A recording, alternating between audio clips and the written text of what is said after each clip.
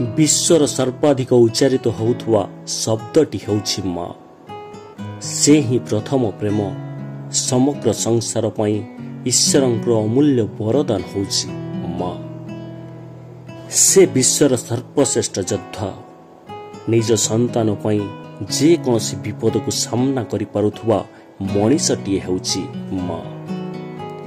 संसार संस्कार एवं संस्कृति को साथी रे नहीं आगो को चली जाउथुवा लोकटी हेउछि माँ। मार भल पाइबारे कौनसी शर्त ही न थाए। गाली दिए आदर भी करे, हेले कौनसी परिस्थिति रे संतानर हाथ जी छाड़ी की न जाए से हेउछि माँ।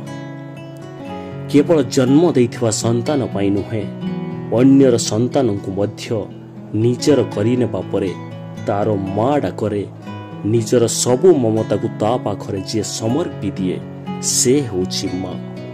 यशोदा भितरे भी थाए देवकीर हृदय।